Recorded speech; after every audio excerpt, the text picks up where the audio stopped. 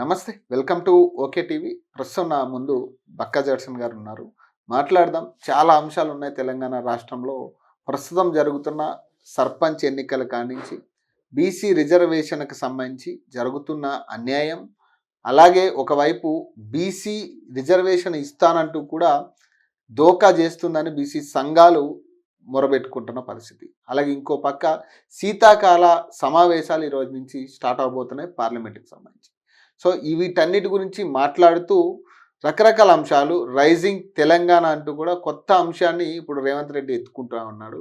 2047 నాటికి ఖచ్చితంగా దేశం ఇటువైపు చూసేలా అన్ని దేశాలకి ధీటుగా తెలంగాణని తయారు చేయడమే మా ప్రధాన ధ్యేయం అంటూ కూడా నిన్న బట్టి విక్రమార్క అలాగే రేవంత్ రెడ్డి ఇద్దరు కూడా అనౌన్స్ చేసిన పరిస్థితి. సో అలాగే మెస్సీ అనే ఒక ఫుట్బాల్ ప్లేయర్ని తెలంగాణ బ్రాండ్ అంబాసిడర్గా పెట్టాలనే ఆలోచన ఒకటైతే, రేపు 13వ తారీఖున అతనితో ఒక ట్రయల్ మ్యాచ్ ఉన్నట్టుగా తెలుస్తూ ఉంది. ఇవన్నీ కూడా మాట్లాడే ప్రయత్నం చేద్దాం. నమస్తే సార్. నమస్తే. ప్రధానంగా అంటే బీసీ అంశం మీరు సపోర్ట్ చేస్తారా ఎట్లా? 100% సపోర్ట్ చేస్తాం. 101% సపోర్ట్ చేస్తాం. 101% ఈ రాష్ట్రానికి అసలు సోనియా గాంధీ గారు తెలంగాణ ఇచ్చిందే సామాజిక తెలంగాణ కోసం అని ఇచ్చారు. అందులో కేసీఆర్ అక్కడ విఫలం అయిపోయాడు. ఆయన ఉన్న మాట మొదటి ముఖ్యమంత్రి దళితుడు అని చెప్పి ఆయన మోసం చేసింది. కాంగ్రెస్ పార్టీ వచ్చిన తర్వాత కనీసము బీసీకైనా ఇచ్చేది ఉండే, ఇంకో ఉప ముఖ్యమంత్రి అయినా ఇంకో బీసీకి ఇచ్చేది, కనీసం హోంమంత్రి అయినా బీసీకి ఇచ్చేది ఉండే, కనీసం రెవెన్యూ మంత్రి అయినా బీసీకి ఇచ్చేది ఉండే. ఈరోజు ఏ ఇంపార్టెంట్ పోర్ట్ఫోలియో లేకుండా ఈరోజు బీసీలను ఒక దిక్కుగా అనగదొక్కినట్టే. ఇంకోటి విచిత్రం ఏంటంటే, అదే ఈరోజు బీసీ ఉద్యమము రేవంత్ రెడ్డికి రెండు కళ్ళ లాంటి వారు, తిరుమల మల్లయ్యను కల్వకుంట్ల కవిత, వీళ్ళిద్దరూ బ్రాండ్ అంబాసిడర్గా దానికి పెట్టిండ్రు. వీళ్ళిద్దరు కూడా ఈరోజు ఒక ఆయనేమో పటేలు, ఇంకొక ఆమెనేమో దొరసాని. అదే ఈరోజు వీళ్ళు మేము బీసీలను ఉద్ధరిస్తాం, మేము బీసీల ఇది చేసుకుంటాం, మేము బీసీల కోసం నిలబడుతున్నాం అని అంటారు. ఈరోజు రిటైర్డ్ అయినటువంటి వ్యక్తులు దాదాపు నిన్నటికి 29 మంది వచ్చారు. 29 మందిలో దాదాపు 23 మంది బీసీలే ఉన్నారు. ఒక్క బీసీ కూడా మాట్లాడాడు. వీళ్ళ సబ్జెక్ట్ అసలు రిటైర్ అయిన వాళ్ళ సబ్జెక్ట్ తీసుకోలేదు. వీళ్ళు మాట్లాడారు. రిటైర్గా చచ్చిపోయినరు. అచ్చా రిటైర్డ్ అయ్యి వాళ్ళ బెనిఫిట్స్ అందని వాళ్ళు దాదాపు 13,000 మందికి డబ్బులు రావాలి. 14,000ల్లో 1,000 మంది వాళ్ళు పోయి కోర్టుకు ఆడేయడం, పోయి కంటెంప్ట్ కోర్టు తెచ్చుకొని వాళ్ళు డబ్బులు తెచ్చుకున్నారు. ఇంకా అందులో బెనిఫిట్స్ అందని వారు 13,000 మంది ఉన్నారు. అందులో కూడా దాదాపు 11,000 మంది బీసీలు. 11,000 మంది బీసీలు ఇవాళకి వాళ్ళకు ఇవ్వందక మాట్లాడు ఈ బీసీ సంఘాలు మాట్లాడే ఎవరు వీళ్ళిద్దరు. కృష్ణయ్య వదిలేసి, కృష్ణయ్య ఆయన ఎంత ఉద్యమం చేయాలో జీవితకాలం చేయాల్సిన ఉద్యమం ఆయన చేసేసిండు. ఇప్పుడు ఏమైనా చేస్తే గ్రేసు. కానీ ఇద్దరు సిపాయిలు రేవంత్ రెడ్డికి రెండు కళ్ళ లెక్క ఉన్న వాళ్ళు రేవంత్ రెడ్డి ఇచ్చిన ఎజెండాలు మాత్రమే మాట్లాడతారు. ఇంకోటి, ఇవాళ ఈ లోకల్ బాడీ ఎలక్షన్లో బీసీలకు అన్యాయం జరిగింది, ఎస్సీలకు కూడా అన్యాయం జరిగింది. ఎస్సీలకు కూడా ఒక ఊరు మొత్తం ఎస్సీలు ఉంటారు. ఈ భువనగిరి దగ్గర, అది దగ్గర స్టాటిస్టిక్స్ కూడా ఉన్నాయి. అక్కడ కనీసము ఏది ఒక వార్డ్ మెంబర్ కూడా ఎస్సీ కాదు, అంటే ఒక్క ఎస్సీ కూడా లేదన్నట్టుగా ఆడ వీళ్ళు రిపోర్ట్ ఇచ్చినటువంటి పరిస్థితి. ఆడ ఒక్క ఎస్సీ కూడా. ఇంకో డీటెయిల్స్ పంచాయత్, ఇగో ఊరి పేరు నాగిరెడ్డిపల్లి. ఇగో నాగిరెడ్డిపల్లిలా ఇగో ఎస్టీ పాపులేషన్ 0. ఇగో ఉమెన్ ఎస్టీ మొత్తం అంతా 000 అని ఇచ్చాను. SC population 0. అదర్ పాపులేషన్ 1122 మంది అని ఇచ్చిండ్రు. అదే టోటల్ 1123 మంది. ఎస్సీ ఎస్టీలు 0 అని ఇచ్చిండ్రు. అదేందా మొత్తం. ఈడ మీరు అక్కడ పోయి చూస్తే భువనగిరిలో ఇది కలెక్టర్ భువనగిరి మండలంలో ఊరి పేరు నాగిరెడ్డిపల్లి. ఈడ పోస్తే దాదాపు 250 కుటుంబాలు ఎస్సీలే ఉన్నాయి. కనీసం ఒక వార్డు మెంబర్ కూడా అక్కడ ఎస్సీ లేకుండా చేసిండ్రు. అదేందా. ఇక ఇంతకు మించిన దౌర్భాగ్యం ఏముంది? నేను స్టాటిస్టిక్స్ పెడుతున్నా, నాకు ఒకరు పంపిన మాట్లాడమని. అర్థమైందా? మీరు ఈ నాగిరెడ్డిపల్లి ఊరికి రేపు ఓకే టీవీ పోండి, రేపో ఎల్లుండో. ఈ నాగిరెడ్డిపల్లిలో ఒక్కడు కూడా ఎస్సీ లేరా? భువనగిరి మండలం ఒక్క ఎస్సీ కూడా లేరా? పోయి మీరు అక్కడ ఎంక్వైరీ చేయండి, ఒకటి చూపుతాయి ఇక ఎలక్షన్. ఇక అసలు ఇప్పుడు ఎస్సీ ఎస్టీ బీసీ అసలు ఓట్లు ఎందుకు వేయాలి? ఇవాళ నువ్వు 42% రిజర్వేషన్ అని నువ్వే పిచ్చోళ్ళని చేస్తావు. నీ దొరసాని నీ పటేల్ గాని ఇద్దరిని ఉద్యమం అని చెప్పి తిప్పుతావు. ఇద్దరు అట్లా ఆ చుట్టూ తిరుగుకుంటా వాళ్ళు ఏదో జనాన్ని ఇది రెచ్చగొట్టే ప్రయత్నం చేస్తారు. ఈరోజు సర్పంచ్ కాడికి వచ్చేటప్పుడు వాళ్ళకి మొత్తం మొండి చేయి అయిపోయింది. ఈరోజు వార్డ్ మెంబర్ కాడికి కూడా రిజర్వేషన్లలో నిలబడకుంటే అసలు ఈ ఎన్నికల్లో ఎందుకు పాల్గొనాలి, ఎందుకు పోటీ చేయాలి? ఈ ఎన్నికల మన పోటీ చేయాల్సిన అవసరం, ఈ ఎన్నికలు బహిష్కరిద్దామని వీళ్ళు ఎందుకు పిలిపిస్తలేరు. ఈరోజు బీసీ ఉద్యోగులు చచ్చిపోతే నువ్వు మాట్లాడు, రిటైర్డ్ అయి బతుకున్న బీసీల గురించి నువ్వు మాట్లాడు, వార్డు మెంబర్ సర్పంచ్ ఎన్నికల్లో వాళ్ళకు అన్యాయం జరిగితే నువ్వు అక్కడ మాట్లాడు. ఒక స్లోగన్ మాత్రం పెట్ట అంటే ఎందుకంటే వీళ్ళు ఎమ్మెల్యేలు, వీళ్ళు ఓటర్ల లెక్క వాళ్ళు మాట్లాడాలి. ఈ పుస్తీగాళ్ళు ఇద్దరిని ఏది లిక్కర్ రాణిని ఈయనను తీర్మానం మళ్ళాను వీళ్ళిద్దరిని బ్రాండ్ అంబాసిడర్ గా బీసీలకు గుర్తించాలి, వీళ్ళ కోట్లు వేయాలి, వీళ్ళని ఎమ్మెల్యేలను ఎంపీలను చేయాలి అనే ఒక దుష్ట తలంపుతోని తప్ప ఈ రోజు వీళ్ళ మీద ఈ సమంత ప్రేమ లేదు. ఈ అన్ని సబ్జెక్ట్స్ పైన నేను కొట్లాడుతున్నా కాబట్టి నేను చెప్తున్నా, వాళ్ళతో నేను కొట్లా. ఇంకొకటి చెప్తా, ఇంకొక అంశం మాట్లాడతా, ఇలా బీజేపీది కూడా మాట్లాడు. ఇప్పుడు ఒకడు ప్యాకాటోడు ఉన్నాడు జూదగాడు బీజేపీలో, హిందువులని మాట్లాడతాడు. అర్థమైతే ఆ జూదం వల్ల ఎన్నో కుటుంబాలు రోడ్లకు ఎక్కినాయి. ఆయనకు బీజేపీలో చేర్చుకుంటూ ఆయన పెద్ద లీడర్ అని చెప్పి ఆ జూదగాన్ని పెట్టుకున్నారు. ఆయన రాజమౌళిని తిట్టే టైం ఉంటుంది, రాజమౌళిని తిడతాడు. ఇంకా బండి సంజయ్ కేంద్ర మంత్రి, ఆయన బీసీ, ఆయన అయితే ఓసీ, ఈయననేమో బీసీ. ఈయన కూడా రాజమౌళి తిడతాడు, హిందువులను కాపాడతాం, హిందువులంతా ఒక్కడు కావాలి, హిందువులు ఓట్లు కాదని అంటలే. 29 మంది చచ్చిపోయిన వాళ్ళ మొన్న ఒక సాయిబు చచ్చిపోయాడు, 28 మంది హిందువులే చచ్చిపోయారు. బండి సంజయ్ మాట్లాడు, టాకాడ పాపారావు మాట్లాడు, జూదగాళ్ళు మాట్లాడారు. అర్థమైందా? కాబట్టి ఇవాళ కేంద్రం బీజేపీ అనేటోళ్ళు ఎవ్వరు మాట్లాడారు. అర్థమైందా? వాళ్ళు ఉన్నాయి ఏంటంటే వీళ్ళందరూ కూడా ఓటు, హిందూ పేరు పైన ఓటు, బీసీ పేరు మీద ఓటు, ఎస్సీ పేరు మీద ఓటు, వీళ్ళందరూ ఓటర్ రాజకీయాలు చేస్తారు. కానీ సమస్యల పైన యుద్ధం ప్రకటించడం, సమస్యల పైన కొట్టాడే ఆలోచన వీళ్ళు ఎవ్వరు కూడా చేయరు బ్రదర్. ఇది నడుస్తుంది ప్రెజెంట్.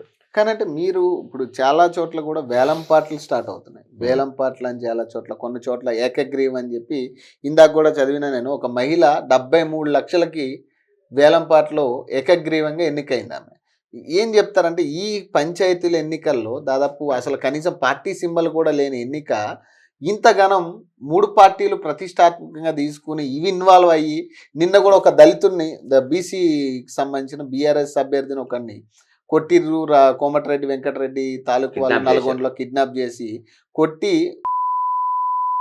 అతను కంప్లైంట్ చేయడం జరిగింది. అంటే ఎందుకు ఇంతగానం కక్ష గట్టి, లేకపోతే ఎందుకు పంచాయతీ ఎన్నికల మీద ఇంత ఇదేందుకు? ఇప్పుడు ఊర్లల్లో నేను లీడర్ కావాలి, ఒక ఎస్ఐ అయితే ఇంకొక 5-6 నెలలు సర్వీస్ ఉందంగా ఆయన రిజైన్ చేసి పోయి పోటీ చేస్తుండు, ఇంకో సాఫ్ట్వేర్ ఇంజనీర్ ఎవరో పోటీ చేస్తుండు, దానికి ఒక క్రేజ్ ఉంటుంది. కానీ నేను ఏమంటున్నా అంటే, ఈరోజు నేను నిన్న కూడా ఒక వీడియో చేసిన, ఏమంటున్నా అంటే అసలు గ్రామీణ స్థాయిలో అసలు మనము ఓటు కొనడం, ఇవాళ రాష్ట్రాన్ని పాటిస్తుంది కూడా ఓటు కొనోడు దొంగ. ఒక ఎమ్మెల్యేని కొంటుంటే రెడ్ హ్యాండ్, నోట్ల కట్టలతో రెడ్ హ్యాండ్ దొరికి జైలుకు పోయి కేసు కూడా ఇవాళ కోర్టులో ఉన్నటువంటి చరిత్ర. అటువంటి మన ముఖ్యమంత్రి ఈరోజు ఈ తెలంగాణను ఆత్మగౌరవ తెలంగాణ అనుకుంటాం, స్వయంపాలన తెలంగాణ అనుకుంటాం, బలిదానాలతో ఏర్పడ్డ తెలంగాణ అనుకుంటాం. ఈరోజు ఓటు అమ్ముకుననికి మీరు రెడీగా ఉండరా, కొననికి మీరు రెడీగా ఉండరా? నా మొదటి ప్రశ్న. సర్పంచ్ అభ్యర్థులు, వార్డ్ మెంబర్ అభ్యర్థులు మేము ఓటు ఖచ్చితంగా కొని తీరుతామని చెప్పి మీరు సిద్ధంతో వస్తుండ్రా, లేకుంటే ఈరోజు ఓటర్ అంటోడు నేను ఓటు కొంటా, నేను నా ఓటు అమ్ముకుంటా అని అనుకుంటున్నా. ఈసారి ఓటు కొంటా అని వస్తోడైనా కానీ ఓటు అమ్మతారు. ఇక మీరు అభివృద్ధి గురించి మాట్లాడే అవసరం లేదు, అవినీతి గురించి అసలు మాట్లాడదు. ఇక మీ డెకాయిట్లను, 420ని, యాంటీ కరప్షన్ బ్యూరో అంబాసిడర్లను, వాళ్ళని విజిలెన్స్ కేసులో ఉన్న అంబాసిడర్, ఏసీబీల ఇవాళ టీజీఓ ప్రెసిడెంట్ కూడా విజిలెన్స్ క్రిమినల్ కేసులు ఉన్నాడు. ఇవాళ ఏలూరు శ్రీనివాస్ అంటోడు కూడా విజిలెన్స్ కేసులో ఉన్నాడు ఈరోజు ఉన్న పరిస్థితి. కాబట్టి ముఖ్యమంత్రి కూడా ఈరోజు క్రిమినల్ కేసులు ఎదుర్కొంటున్న పరిస్థితి. కాబట్టి వాళ్ళే ఉంటూ మేము మొత్తం క్రిమినల్స్ అవుతామని అంటే, ఈరోజు ఈ తెలంగాణలో ఓటు అమ్ముకున్నోడు మొత్తము రేవంత్ రెడ్డి వారసుడు. అర్థమైందా? అంటే క్రిమినల్స్ మీరంతా. ఓటు కొన్నోడు కూడా క్రిమినలే, ఓటు అమ్ముకున్నోడు క్రిమినలే, ఓటు కొన్నోడు క్రిమినలే. ఈరోజు ఈ రాష్ట్రాన్ని క్రిమినల్స్గా మార్చబోతుండ్రా, మీరు క్రిమినల్స్ కాబోతుండ్రా? దానికి ప్రజాస్వామ్యం అనేది ఇదెందుకు? ఇక నువ్వు హక్కు గురించి ఎందుకు మాట్లాడాలి? డెవలప్మెంట్ గురించి ఎందుకు మాట్లాడాలి? అవినీతి గురించి మాట్లాడాలి? ఎందుకు మాట్లాడాలి? ఈ ఇద్దరు వర్గాలకు ఓటు కొనేటోడు, ఓటు అమ్మేటోడు, లంచం ఇచ్చేటోడు, లంచం తీసుకునేటోడికి ఈ ఈ తెలంగాణలో మీకు నీతి నిజాయితీ గురించి, అవినీతి గురించి, అక్రమాల గురించి మాట్లాడే హక్కు లేనే లేదు. ఆ హక్కు మీరు కోల్పోయారు. మీరు కోల్పోయినట్టే. ఒకవేళ నిజంగా ఇవి కావాలంటే ఈ ఎన్నికల మీద నిరూపించుకోవాలి. కానంటే ఇప్పుడు బీసీ సంఘాలన్నీ కూడా ఇప్పుడు 42% 42% అని స్థానిక సంస్థల వరకే మాట్లాడుతూ ఉన్నారు. యాక్చువల్లీ రాజ్యాంగబద్ధ పదవుల్లో వస్తేనేమో ఒక రకమైన గుర్తింపు ఉంటుంది బీసీలకి.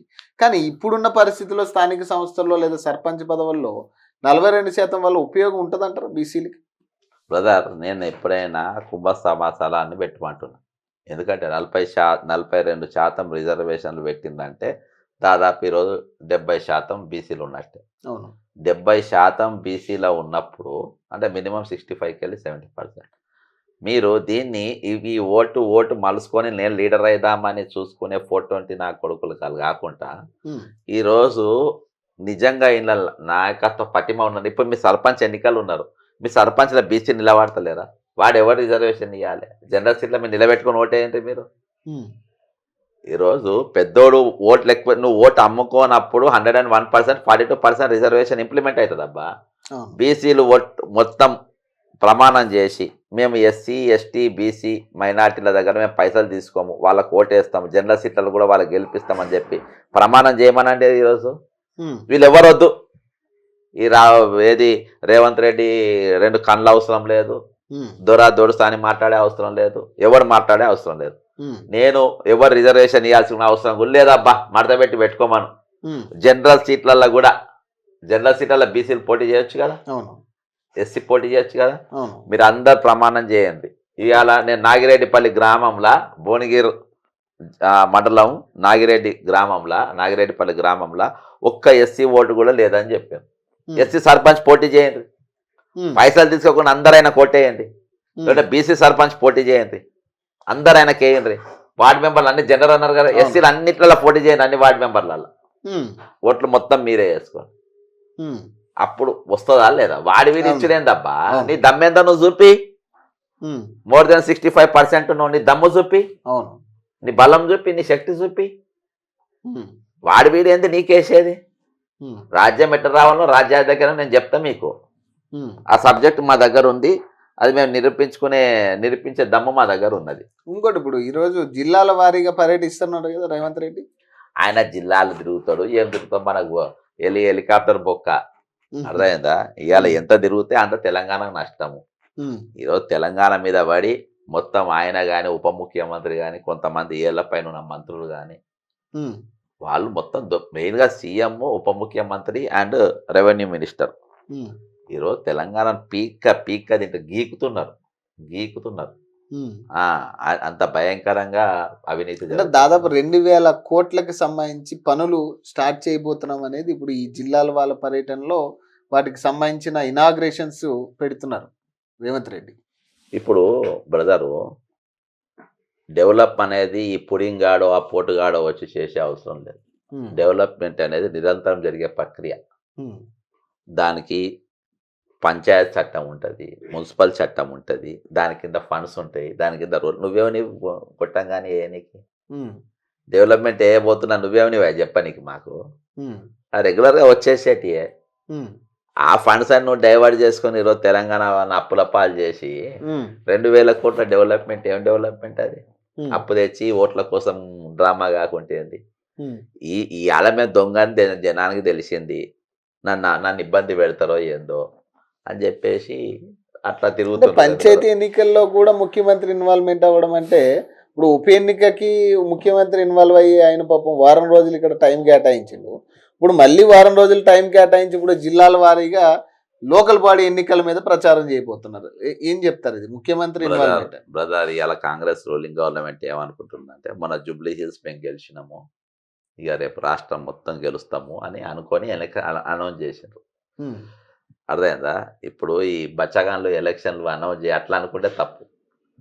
ఇంకోటి, నాకు కాంగ్రెస్ పార్టీ నాకు టచ్ ఉన్న వాళ్ళకు కానీ నవీన్ యాదవ్ అయితే గెలుస్తాడు అని చెప్పి నాకున్న రిపోర్ట్ వాళ్ళు చెప్పింది.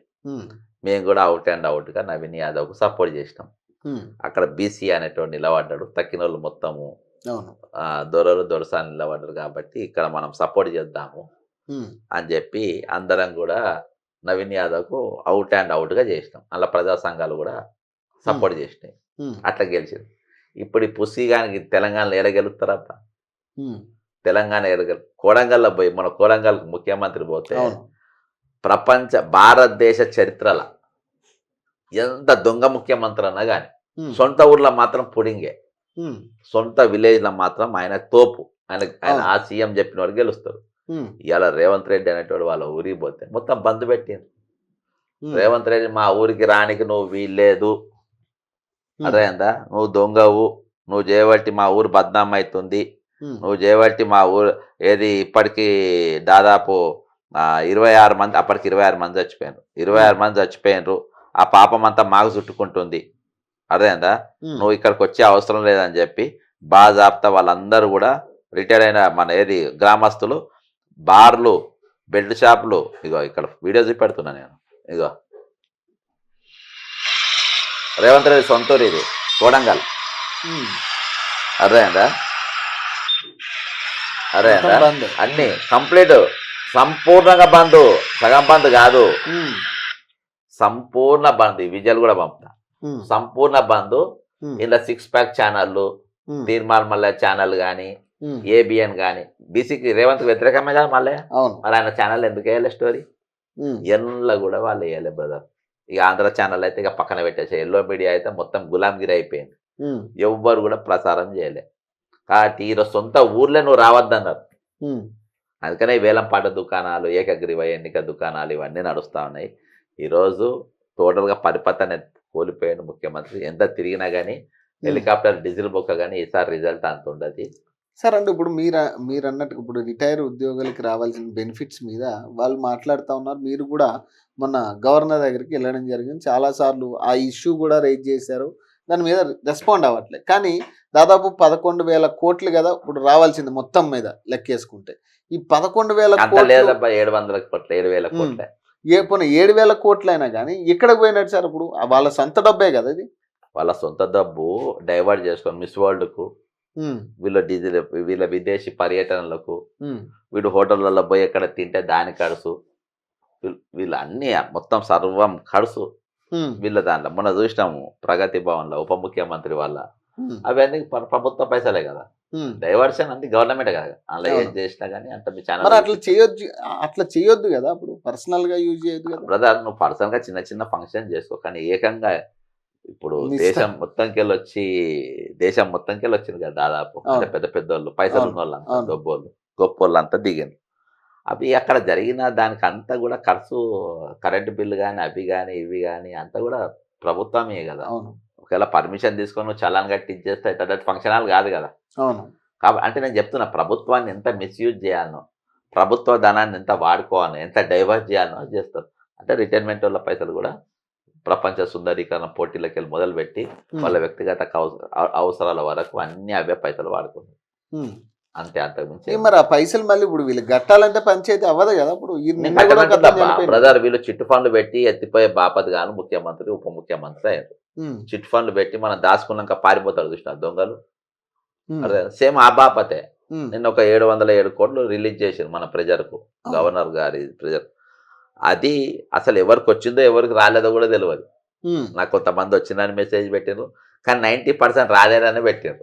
707 కోట్లు అంటే బాటా రేట్ లెక్క చెప్పిండ్రు. అవును. నాకు తెలిసి మొత్తం కొడితే 100 కోట్లు రిలీజ్ అయినా కాలేదో నాకు డౌటే. ఉమ్. అంటే 700 కోట్లు 100 కోట్లు రిలీజ్ అయ్యింది అంతే. ఎందుకంటే ఇప్పుడు నాకు దాదాపు 13,000 మంది రిటైర్డ్ అయిన వాళ్ళు ప్రతి ఒక్కరు నాకు టచ్లు ఉన్నారమ్మా.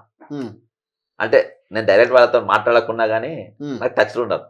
వచ్చిన వాళ్ళు నాకు మెసేజ్ చేసిండ్రు, ఉమ్, రానోళ్ళు రాలేదని మెసేజ్ చేసిండ్రు. ఉమ్, నాకు తెలిసి దాదాపు 90% రాలే, ఉమ్, ఒక 10% ఇచ్చిండ్రు ప్రచారం.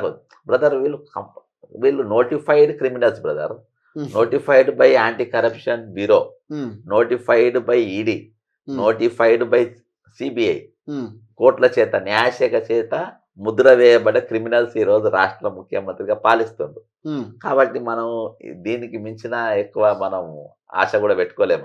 ఆలోచన కూడా చేయలేము. కాబట్టి 100 కోట్లు రిలీజ్ చేసి 707.30 కోట్లు అంటే బాటర్ రేట్ పెట్టింది మన నమ్మనికి. ఉమ్. మేము కాలీఫ్లవర్ మీరేందో మీ బతికేందో మాకు తెలుసు.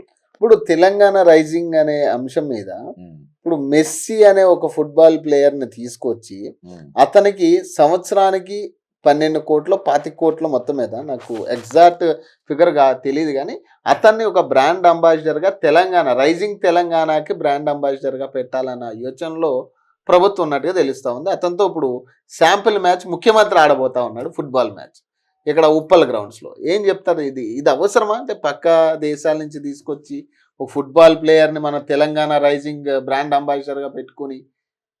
బ్రదర్, ఇది రైజింగ్ తెలంగాణ కాదు, ఇది అస్తమిస్తున్న తెలంగాణ. 70,000 కోట్ల రూపాయల 70,000 కోట్ల రూపాయల పెట్టుబడులు తెచ్చిన అని చెప్పేసి యాడ్ చేయించుకున్నాడు పెద్ద ఎత్తున. నేను అదే రోజు బాండ్ కాగితం తీసుకుపోయి ఇచ్చిన, ఇవి పక్కా చేస్తున్నా సంతకం పెట్టిరా పిల్లగా అని చెప్పి బాండ్ పేపర్ ఇచ్చిన వాళ్ళ ఆఫీసులో. ఏవి రాలే, ఎక్కడికి రూపాయి రాలే.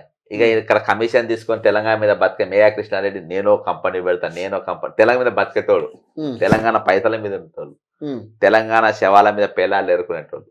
ఆ పైసలతో నాలుగు బతుకుంటా వాళ్ళ స్టేట్మెంట్, నేను ఈడ పెట్టుబడి, నువ్వు పెట్టుబడి పెట్టు కాదురా అయ్యా, మా పెట్టుబడి నువ్వు తీసుకున్నావు, మా డబ్బు నువ్వు తీసుకున్నావు, అప్పు చేసి నీకు ఇచ్చే పరిస్థితి. బ్రదర్, రేజింగ్ అనేది బ్రదర్ ఎవరైనా చూస్తే జనం చెప్పుకోవాలి మా తెలంగాణ రేజింగ్ అని, తెలంగాణ చెప్పుకోవాలి. ఈరోజు మా తెలంగాణ ముఖ్యమంత్రి బ్రహ్మాండంగా చేస్తున్నావు. అసలు నువ్వు మెచ్చుకునే ఛాన్స్ మాకు ఇస్తలేవు కదా నువ్వు. నీకు నువ్వే ఏకపాత్ర అభినయం చేసుకుంటా నేను సూపర్ సీఎం, నేను నీకు నువ్వే ఎట్లా డబ్బని, నువ్వు దోతోనికి పాయింటోడు దోతోనికి డోలు కొట్టాలి, దోతోడు పాయింటోనికి డోలు కొట్టాలి. ముఖ్యమంత్రి ఉప ముఖ్యమంత్రి గొట్టం పాయింట్ అర్థమైందా, ఇంకోటి దోతోడు, వీళ్ళిద్దరు ఒకరికొకరు డోలు కొట్టుకుంటే ఈరోజు తెలంగాణ మొత్తం ఆర్థిక పరిస్థితిని అస్తవ్యస్తం చేసి దోసుకున్నట్టు పరిస్థితి. పబ్లిక్ మైండ్ డైవర్ట్ చేయడానికి నువ్వు పట్టుకొస్తాడు ఎవరికి ఉపయోగం. మిస్ వరల్డ్ తెచ్చుకున్నావు, ఇంగ్లాండ్ ఆమె పోయి చెప్పు దెబ్బలు కొట్టింది, నువ్వు ఆమెను గోకుమని చెప్పినావు, నీ పక్కన ఉన్నోనికి నువ్వే చెప్పినావు గోకుమని. ఎవరు ఐఏఎస్ కురేష్ ఐఏఎస్ కూడా ఉన్నారని. అవును, వాడు నాకన్నా వీడియోస్ చూపించిన కదా, మీరు ఆడొచ్చు పాడొచ్చు ఈదొచ్చు గేదొచ్చు పక్కన పోయి గోకొచ్చు అని జయేష్ రంజన్ ఆ ప్రోగ్రామ్ కు మొత్తం బ్రోకర్ లెక్క వ్యవహరించాడు. బ్రోకర్ అర్థమైందా, అంటే ఆ బ్రోకరే కదబ్బా, వీళ్ళిద్దరికి సెట్టింగ్ చేస్తుండే బ్రోకర్ అనుకుంటే మరి ఏమనాలి, వాడు సెట్టింగ్ బ్రోకర్ అనే అంటారు. కాబట్టి వాడు సెట్టింగ్ మాస్టర్. మధ్యలో ఫైమ్ కురేసి అంటే మంత్రకే ఎంట్రీ లేదు, ఈయనకి ఎంట్రీ. అందులో ఒక సెకండ్ ఫ్లోర్ ఒక బిల్డింగ్ లో ఇల్లు, అర్థమైందా. ఈ సీఎం పోయి గోకుమనొచ్చు, లేకుంటే ఎందుకేం బడి తీసుకుపోతాడు, గోకిండు. ఆయన పోయి చెప్పు దెబ్బలు కొట్టింది. ఏది మిస్ వరల్డ్తో వచ్చిన పేరేంది, ప్రపంచ వ్యాప్తంగా తెలంగాణలో గోకుడు గాన్లు ఉన్నారు, దొంగలు ఉన్నారు, 420 గాన్లు ఉన్నారు. అర్థమైందా. ఇంగ్లాండ్ పోయి ఇజ్జత్ తీసింది, ఇది ప్రపంచం మొత్తం తెలిసింది. రేపు కూడా ఇవి దుకాణాలు ఎన్ని పెడితే అన్ని మైనస్ ఈరోజు. బ్రదర్, ఈ రాష్ట్రం తెలంగాణ రాష్ట్రం అంటే నిండు పాలకుండ. ఈ తెలంగాణ రాష్ట్రం అనేది నిండు పాలకుండ. అసోంటి దానికి ఈరోజు మొదటి ముఖ్యమంత్రి సన్నుప్పయిండు, రెండో ముఖ్యమంత్రి దొడ్డుప్పయిండు. ఇద్దరు కలిసి ఈ తెలంగాణ మొత్తం పాలు మొత్తము పలిగిపోయిన పరిస్థితి. మిగిలిన బడ్జెట్తో ఏర్పడ్డ తెలంగాణ ఈరోజు అప్పుల పాలైనటువంటి పరిస్థితి. అదే బ్రదర్. అంటే ఇప్పుడు మెస్సీ లాంటి వాడిని తీసుకొచ్చి ఈ ఏమంటారు బ్రాండ్ అంబాసిడర్ గా పెట్టాలి తెలంగాణ, లేదా రైజింగ్ తెలంగాణకి బ్రాండ్ అంబాసిడర్ గా మెస్సీని పెట్టడం ఏందనే చర్చ ఉంది. అలాగే అతనికి కోట్లాది రూపాయలు ఇచ్చి అతను పెట్టుకునే బదులు తెలంగాణలో చాలా మంది సంస్కృతికి సంబంధించిన వాళ్ళు, తెలంగాణ సంస్కృతిని చూపించే వాళ్ళు చాలా మంది ఉన్నారు. వాళ్ళని ఎందుకు ఇంక్లూడ్ చేయట్లేదు అనేది ఒకటి. మీరేం చెప్తారు సార్? మెస్సీని ఫుట్బాల్ ప్లేయర్ని తీసుకొచ్చి మళ్ళీ ఆయన ముఖ్యమంత్రి గారు నేను ఒక పోస్టర్ కూడా రిలీజ్ అయింది, వీళ్ళందరూ ఫుట్బాల్ ప్లేయర్స్ మధ్యలో ఆయన కూడా ఆడుతున్నట్టుగా ఒక వీడియో కూడా రిలీజ్ అయింది. ఏం చెప్తారు? బ్రదర్, ఆయన ఐటమ్ రాజా అంటూ, అది హీరో కాదు, కమెడియన్ కాదు. నీకు చేనేతకు గత ప్రభుత్వం బ్రాండ్ అంబాసిడర్గా సమంతను పెట్టుకుంది. ఎందుకంటే అప్పుడు నాగార్జున గారి కోడలు పెట్టుకున్నారు. పెట్టుకునే దాని వ్యక్తి ఆమె సాధించింది ఏంటి, పూర్ణ అనే ఆమె ఏకంగా మాలోత్ పూర్ణ ఉంది కదా, అవును ఆమె ఏకంగా మౌంట్ ఎవరెస్ట్ ఎక్కింది. అవును మన మన తెలంగాణ. గవర్నమెంట్ స్కూల్లో చదువుకున్న విద్యార్థి. అవును. ఆమెను పెడితే ప్రపంచం మొత్తం గుర్తించేది. అవును ఓ సినిమా యాక్టర్ని పెడితే ఏమొస్తారా పిల్లగా అని చెప్పి అప్పుడు నేను కేటీఆర్ను వాళ్ళనే ప్రశ్నించిన. అవును ఈరోజు నువ్వు కామెంట్ పెట్టు బ్రదర్, నిస్సి అంటోళ్ళు, నిస్సి ఆ పేరు మెస్సీ మెస్సీ మెస్సీ. ఈ మెస్సీ అనేటోళ్ళు మీకు తెలుసా తెలియదా? నాకే తెలియదు, నేను ఎప్పుడు పేరు వినలే. అర్థమైందా? పెట్టు. తెలంగాణలో 99%, 1% అంటే రేవంత్ రెడ్డి కుటుంబానికి ఆయనతో ఉన్న 420 గానో తెలిసి ఉండాలి కానీ, లేకుంటే ఫుట్బాల్ ప్లేయర్స్ తెలిసి ఉండాలి కానీ 99% అయితే ఎవరికి తెలియదు. ఎవరన్నా కరెంట్ అఫైర్స్ రాష్ట్రోళ్ళు వాళ్ళకి తెలిసి ఉండాలి కానీ 99% ఎవరికి తెలియదు. నాకు తెలియనప్పుడు వాడిని తెచ్చుకుంటే వాడి ముఖం కూడా నాకు తెలియదు. వాడు తెచ్చుకుంటే ఏం లాభం చెప్పు? నువ్వు బ్రాండ్ అంబాసిడర్ ఏం చేద్దాం? తెలంగాణ నలుగురు తెలిసిన వ్యక్తిని పెట్టాలి.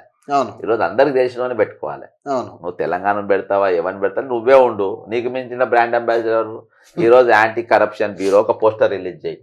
లంచాడు ఇవ్వడం, లంచాలు తీసుకోవడం నేరం అని చెప్పి పెట్టు. ఏసీబీ మంత్రి ఎవరు? నువ్వే కదా. అవును విజిలెన్స్ కు పోస్టర్ కొట్టి ఏసీబీ దానిలో నువ్వే ఫోటో పెట్టు. అలా నువ్వు ఓటుకు నోటు దొంగది రెడ్డి అని దొరికే ఫోటో పెట్టుకో. దానికి బ్రాండ్ అంబాసిడర్ నువ్వే. ఇవాళ లంచాలకు బ్రాండ్ అంబాసిడర్ ఎవరంటే ఈయన. ఈరోజు ఏది యాంటీ కరప్షన్ బ్యూరో చేత పీడింపబడుతున్న అరెస్ట్ అయినటువంటి వాళ్ళందరూ కూడా ఈరోజు వాళ్ళు ఒక యూనియన్ పెట్టుకోవాలి. యూనియన్ పెట్టుకొని మీకు చీఫ్ అడ్వైజర్గా రేవంత్ రెడ్డి గారిని పెట్టుకోవాలి. ఇట్లా ఏసీబీ అన్యాయంగా నిన్ను పట్టుకుంది, మమ్మల్ని పట్టుకుంటుంది. నిన్ను రెడ్డి హ్యాండ్ పట్టుకుని మమ్మల్ని రెడ్డి హ్యాండ్ పట్టుకుంటారు. నీ దగ్గరనేమో ఏది 50 లక్షల రూపాయలు 70 లక్షల రూపాయలు దొరికినాయి. అయినా కానీ నీకు ఓట్లేసి ముఖ్యమంత్రి చేసి ఏసీబీకి నేను మంత్రి చేసిండ్రు. మా దగ్గర 10,000 20,000 దొరికితేనే మమ్మల్ని పట్టుకొని జైల్లో పెడుతున్నారు. ఇది అన్యాయం సార్. ఇది ఒక గ్రూప్, వాట్సాప్ గ్రూప్ క్రియేట్ చేసుకుంటే సరిపోతుంది. యూనియన్ పెట్టాలి. యూనియన్ పెట్టి దానికి ఒక బ్రాండ్ అంబాసిడర్ గా రేవంత్ రెడ్డి గారిని పెట్టి, ఇవాళ రేవంత్ రెడ్డి గారు మీరు మనం కాపాడుకోవాలి, మీరు అడ్వైజర్గా ఉండాలి, మీరు ఎట్లా ముఖ్యమంత్రి కాగాలి, మీరు అసొంటి అంబాసిడర్లు అవసరం కానీ అంటే తెలియాలి ప్రజలు. ఇప్పుడు అట్లా ఈరోజు మన తెలంగాణకు బ్రాండ్ అంబాసిడర్గా నిశ్చయం అంటే ఎవరో తెలియదు కదా. రేవంత్ రెడ్డి బ్రాండ్ అంబాసిడర్ అంటే ఈరోజు వరల్డ్ మొత్తం తెలుసు. గూగుల్లో కూడా వస్తుంది. నిశ్చయం అంటే ఊరానికి తెలియదు. గలీలో పోయి రేవంత్ రెడ్డి ఎవరు అంటే ఓటుకు నోట్ల దొంగ అని ఊర్లో పోయితే చెప్తారు. అర్థమైందా? కాబట్టి మీకు నవ్వుతాయి తప్ప అయితే తెలిసిన వాళ్ళు అందరికి తెలిసిన రేవంత్ రెడ్డి ఎట్లా చేయాలి బాబా, పోయే గాడిని గెలికి టండించుకుంటాడు. ఇటువంటి అంబాసిడర్ పెడితే నీ బతుకు బయటకు వస్తుంది. ఇవాళ ఆయన ముఖ్యమంత్రి ఉన్న రోజులు యాంటీ కరప్షన్ డిపార్ట్మెంట్ అనేది బంద్ చేయాలి. కరప్షన్ దుకాణం బంద్ చేయాలి. బంద్ చేసి మీరు ఎవరు లంచం తీసుకున్నాం పట్టుకోవద్దు, వాళ్ళంతా నా వారసులు అని చెప్పుకోవాలి. రేవంత్ రెడ్డి అంతే కదా, నీ వారసులే కదా. నీ మీద యాంటీ ఏసీబీ కేసులు మొత్తం మాఫ్ అంటే నువ్వు కూడా మాఫ్ అయిపోతావు కదా. అలా ఇలా కోట్ల చుట్టూ తిరిగే అవసరం లేదు. కానీ ఇప్పుడు రైజింగ్ తెలంగాణలో వీళ్ళు చెప్పే మెయిన్ అంశం ఏంటంటే మా పోటీ పక్క రాష్ట్రాలతో కాదు, ఇంటర్నేషనల్ తో మా పోటీ, ఇంటర్నేషనల్ సంస్థలతో, ఇంటర్నేషనల్ కంపెనీలతో మా పోటీ అంటున్నాడు. దాని మీద నేను లైవ్ పెట్టిన పొద్దున. బ్రదర్ ఇవాళ వాళ్ళు పోటీ, నీకు ఎన్ల పోటీ చెప్పు? నీ దొంగతనాల పోటా? ఇవాళ నీ ప్రపంచం మొత్తం జీతం ఇయ్యే పరిస్థితి లేదా? నీ రిటైర్మెంట్ ఇవాళ వాళ్ళ పైసలు వాళ్ళకి నీకు ప్రెస్ మీట్ పెట్టి బట్టిగాడు సాధించేసిండ్రు 707.30 కోట్ల రూపాయలు రిలీజ్ చేసేసిండ్రు. వాళ్ళందరికీ ఈరోజు తెలంగాణ ఉన్న వాళ్ళందరూ రైజింగ్ తెలంగాణ సిగ్గు శరం ఏమన్నా ఉండాలి బ్రదర్. మొత్తం ఈరోజు బట్టలు ఇప్పుకొని తిరుగుతున్నారు ఇద్దరు. అర్థమైందా? చూడలేక జనాలు చేస్తుంది వాళ్ళను. అచ్చపోటీ సిక్ ప్యాక్ గాన్లు కూడా కాదు, మొత్తం లొట పీస్ కానీ. తెలంగాణలో వాళ్ళు ఎట్లా ఫీలింగ్ అంటే ఎప్పుడు అంటే తెలంగాణ అందరికి పోయిన ముఖ్యమంత్రి అంటే ఇవాళ వీళ్ళు అంటే అందరికీ తెలంగాణలో మొత్తం పైసలు ముట్టినాయి, అందరికి జీతాలు ముట్టినాయి, రిటైర్మెంట్ పైసలు మొత్తం ఇచ్చినాం. అందరు బంగారు గిన్నెలలో వండుకుంటున్నారు, బంగారు గంటలతో కలుపుకుంటున్నారు, బంగారు మెతుకులు తింటున్నారు. అప్పుడు రైజింగ్ తెలంగాణ అదే కదా. ఇంటర్నేషనల్ తో మాకు పోటీ కదా. అరే బ్రదర్, ఇంటర్నేషనల్ నేషనల్ కాదు ఇది. ఇప్పుడు నేను నేషనల్ లెవెల్ లో చెప్తున్నా. ఈ రోజు కర్ణాటక రిటైర్ కాగానే పైసలు ఇస్తుండ్రు. జార్ఖండ్ లో నీకు ఎవడెవరు పోటీ వాళ్ళందరూ కూడా రిటైర్మెంట్ కాగానే తెల్లారే పైసలు ఇస్తున్నారు, 2 రోజులలో ఇస్తుండ్రు. ఈరోజు దగులుబాజీ ప్రభుత్వం నువ్వు రూపాయి ఇవ్వలేని పరిస్థితి. నీకు పోటీ వాడెట్లయితాడబ్బా? వాడు అడ్వాన్స్ ఇచ్చి పని చేస్తుండ్రు, వాళ్ళు ఫ్రీ ఎడ్యుకేషన్ ఇచ్చి పని చేస్తుండ్రు.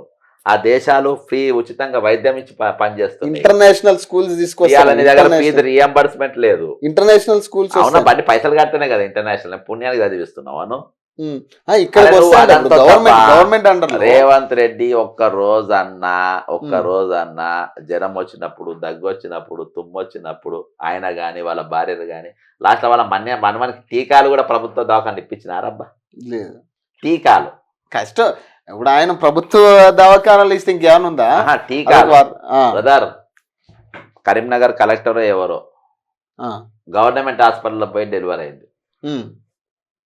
ఏదో ఆపరేషన్ చేసుకో కరీంనగర్ కలెక్టర్ గవర్నమెంట్ హాస్పిటల్ ఒక జడ్జి డెలివరీ అయింది వాళ్ళు గవర్నమెంట్ హాస్పిటల్. అర్థమైందా? అసోంటి వాళ్ళు ఒక అడ్మినిస్ట్రేషన్ పోయినరు.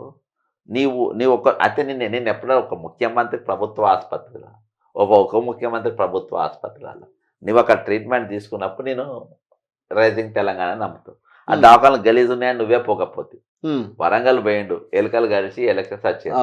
ఆపరేషన్ థియేటర్లో కరెంటు పోతే జనాలు చచ్చారు. దాని మీద నువ్వు ప్రైవేట్ హాస్పిటల్ ఓపెనింగ్ పోయినావు వరంగల్. ఒక రోజున ఎంజిఎం హాస్పిటల్ పోయినావా? ఒకరోజు గాంధీ దవాఖాన పోయినావా? ఉస్మానియా దవాఖాన కులగొట్టి కడతానని పోయినావు. మేఘా కృష్ణారెడ్డికి ఆడ వైద్య మంత్రి ఉండడు, ఆర్ఎన్బి మినిస్టర్ ఉండడు. మేఘా కృష్ణారెడ్డి పుడింగు గాన్లు పక్కన ఆఫీసర్లు నువ్వు కూర్చుంటావు ఆడ. ఏది ఆయనకి ఈయనకి ఇలా నిమ్స్ దవాఖాన కట్టిస్తుండ్రు, ఆయన్నే ఉంటుండ్రు. ఈరోజు మీరు పోనీ దవాఖానలు పైకి లేచినాయి, పైకి పోయినాయి, ఏదో డెవలప్మెంట్ అవుతుంది, రైజింగ్ అంటున్నారు. ఎవరు నమ్ముతారు? 2037 2047 నాటికి రైజింగ్ తెలంగాణ ప్రపంచ చరిత్ర చిత్రపటంలో తెలంగాణని ఒక చిహ్నంగా పెడతామంటున్నారు వాళ్ళు. ఓకే బ్రదర్, అర్థమైపోయింది. అంటే ఈరోజు వాళ్ళకంటే వాళ్ళే మనల్ని ఇట్లా చూడాలని అంతే కదా. ఏంటి స్కామ్స్ లోనా స్కీమ్స్ లోనా? డెవలప్మెంట్ పరంగా చూడండి బ్రదర్. డెవలప్మెంట్ అనేది చాలా టఫ్ బ్రదర్. నీకు ఒక 100 రూపాయలు సంపాదించడం కష్టం, 100 రూపాయలు నష్టం చేసుడు ఇది, 100 రూపాయలు దొంగతనం చేసుడు ఇది. అయితే సంపాదించడానికి ఎప్పుడు పేరు రాదు, దొంగతనం చేయడానికి డిస్ట్రక్షన్ చేయడానికి పేరు వస్తుంది. కాబట్టి ప్రపంచవ్యాప్తంగా పేరు తెచ్చుకుంటున్నా అంటే 100% తెలంగాణ అనేది ఈరోజు ప్యాంటు ఉన్నోడు ప్యాంటు పోతుంది, షర్ట్ ఉన్నోడికి షర్ట్ పోతుంది, డ్రాయర్ బనీన్ మీద తెలంగాణ నిలబెట్టబోతుంది. అదే రైజింగ్ తెలంగాణ. ఏముండదు వీళ్ళ దాంట్లో అంతా ఆపోజిట్ అబ్బా. ఇప్పుడు హెచ్ఆర్సీ వాళ్ళు వస్తున్నారు అంటున్నారండి కొండకల్లు. మళ్ళీ కొండకల్లు లాస్ట్ ఇయర్ పోయిన నెల 28వ తారీఖు ఆగస్టులో జూలై 26వ తారీఖు వచ్చిండ్రు వాళ్ళు. వచ్చినప్పుడు ఇద్దరు కలెక్టర్లు ఆ భూములు మొత్తం సక్రమమే అని Narayana Reddy collector, Rangareddy collector, Sangareddy collector ఇద్దరు వాళ్ళ త్రూ నాకు ఇచ్చిండ్రు ఇక్కడ ఏం చేయలేదని. అయితే నేను ఈ రెండు కూడా ఇద్దరు కలెక్టర్ కూడా అబద్ధాలు చెప్పిండ్రు. ఇద్దరు ఇచ్చేసిండ్రు. ఒరిజినల్గా వాళ్ళని కొట్టి టెంట్ లైన్ కూడా బీకి ఇచ్చిండ్రు పోలీసు వాళ్ళు. అక్కడ గుండాలు అని చెప్పేసి ఇవన్నీ పంపించిన. ఆ రోజు ఇవన్నీ లేకుండే ఇక అక్కడ బాధితులను కొట్టుకుంటూ గుంజుకపోయినారు భూములల్లా. ఇది కొట్టుకున్నట్టు కనబడుతుందా లేకుంటే ఇది కాదు, ఇక దీక్ష చేస్తుంది. ఇక ఇదంతా ఖాళీగా ఉండే. ఇప్పుడు మొత్తం గోడలు కట్టిండ్రు. ఇట్లా కూర్చున్న టెంటును ఏం చేసిండ్రు, ఇక నేను అక్కడ పోయి ఇక టెంట్ ఊడబీకిండ్రు. అర్థమైందా? వాళ్ళు మొత్తం కాంపౌండ్ వాళ్ళు కన్స్ట్రక్షన్ స్టార్ట్ చేసిండ్రు. వాళ్ళని పిలిపించి బెదిరించే ప్రయత్నం చేసిండ్రు. ఇక మొత్తం గుండాలు బౌన్సర్లను బట్టి ఇది చేసిండ్రని చెప్పి రిపోర్ట్ మొత్తం ఇచ్చి కలెక్టర్కు ఇది చేసిరని చెప్తే ఇప్పుడు వాళ్ళు మొత్తము ఇక పోలీసు వాళ్ళు తీసుకుపోయి రేవంత్ రెడ్డి అన్న ఇన్వాల్వ్ అయ్యాక గల్లబట్టి గుంజుకపోతుండు. ఇది ప్రేమతో ఇచ్చినట్ట గుంజుకున్నట్ట భూములు గుంజుకున్నట్టే కదా.